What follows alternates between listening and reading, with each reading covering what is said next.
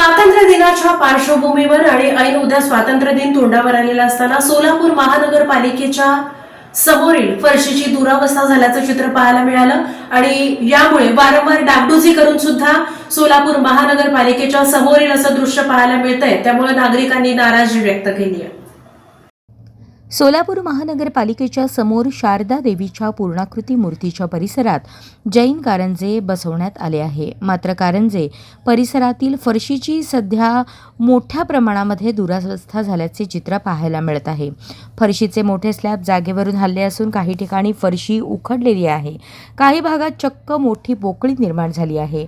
विशेष म्हणजे 15 ऑगस्ट स्वातंत्र्य दिनाच्या कार्यक्रमाला अवघे काही तास शिल्लक असताना महापालिकेच्या अगदी समोरील परिसरात ही अवस्था नागरिकांचे लक्ष वेधून घेत आहे।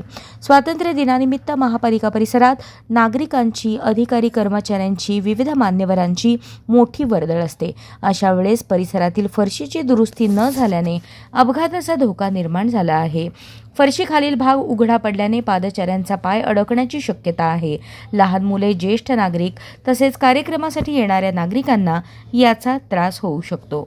महापालिका प्रशासनाकडून शहरातील विविध ठिकाणी सुशोभीकरणाची कामे हाती घेतली जात असताना महापालिकेच्या प्रवेशद्वारासमोरीलच परिसराची अशी अवस्था का, असा सवाल नागरिकांकडून उपस्थित केला जात आहे। स्वातंत्र्य दिनाच्या पार्श्वभूमीवर महापालिका प्रशासनाने तातडीने या परिसराची पाहणी करून उखडलेल्या व धोकादायक फरशीची दुरुस्ती करावी, तसेच कारंजे व परिसराची स्वच्छता करून नागरिकांसाठी सुरक्षित वातावरण निर्माण करावे अशी अपेक्षा व्यक्त होत आहे। महापालिका प्रशासन या समस्येकडे गांभीर्याने पाहून तातडीने उपाययोजना करणार का, याकडे आता नागरिकांचे लक्ष लागले आहे।